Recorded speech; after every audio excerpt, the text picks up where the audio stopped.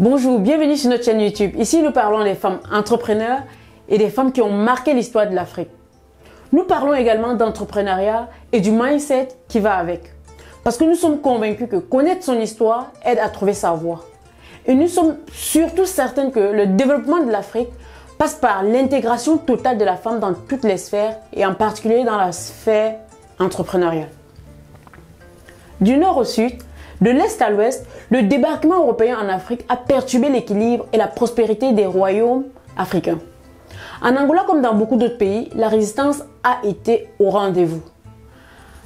En abordant le contexte de sa naissance, les éléments qui lui donnent les aptitudes nécessaires pour son accession au trône, sa résistance à l'invasion portugaise et les stratégies de résistance qu'elle a utilisées, je vais vous conter le parcours de la reine Zinga, juste après les jingles.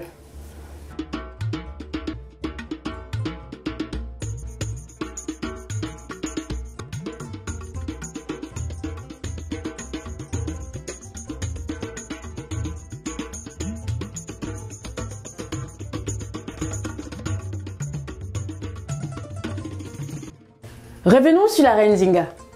En 1575, quand les Portugais débarquent sur les côtes angolaises, le grand-père de Zinga est le roi du royaume d'Ongo. Ce dernier, ignorant les intentions des Portugais, entrait dans des échanges commerciaux avec eux. Il se lie même d'amitié avec les conquistadors portugais. Le Nogo étant en guerre avec d'autres royaumes d'Afrique, ce dernier croit bien faire en demandant le soutien des Portugais. Mais au lieu de ramener un soutien, le Portugal va plutôt ramener une armée pour piller le royaume d'Ongo et prendre les habitants en esclavage. Le roi, surpris par cette attaque, parvient quand même à résister. À sa mort, son fils Ngola Bandi Kilungi prend le relais et continue la résistance. C'est le père de Zinga. En effet, l'Angola porte d'ailleurs son nom, car Angola signifie le pays du roi Ngola. Ce dernier, bien que son royaume perde de plus en plus des bouts de terre au profit des Portugais, il va continuer la résistance et à la naissance de sa fille Zinga, il la laisse le suivre partout dans toutes ses réunions de stratégie de guerre et parallèlement, elle apprend le portugais auprès des missionnaires portugais. À la mort de son père, son frère, le moins habile, prend la couronne et force tout le monde à accepter son couronnement. Mais il n'est pas très futé, car Zinga est la plus intelligente. Il a donc besoin de Zinga pour échanger avec les Portugais. Il est obligé de compter sur elle. Elle devient donc la porte-parole du royaume d'Ongo. Après la première défaite de son frère, elle est envoyée à Luanda pour discuter et négocier un traité de paix avec les Portugais. Zinga est une femme libre et d'une lignée de rois et de reines. Mais son hôte fait semblant de ne pas le savoir et ne lui propose qu'une paillasse pour s'asseoir. Alors tout de suite, elle montre qu'il s'agit d'un échange d'égal à égal, en demandant à sa servante de se mettre à quatre pattes pour lui servir de chaise. C'est un acte de résistance qui va marquer les esprits et qui va être raconté dans tous les comtés de l'Angola et même jusqu'au Portugal. Elle va donc ainsi réussir à négocier la paix jusqu'à ce que le gouverneur portugais en place soit remplacé par un nouveau vantard qui souhaite faire ses preuves et qui décide d'attaquer le royaume et d'ignorer tous les traités qui ont été faits. Son frère va donc être de nouveau en guerre. Une guerre sanglante, une guerre qui va le mener à sa perte car il va mourir après avoir perdu la guerre.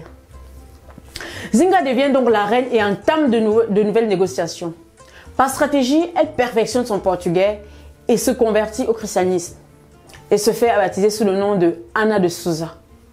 Mais quand elle se rend compte de la fourberie des Portugais, elle délaisse ce prénom et réaffirme son identité. Jusqu'à 60 ans, elle a mené ses troupes au combat et gagné plusieurs combats contre les Portugais.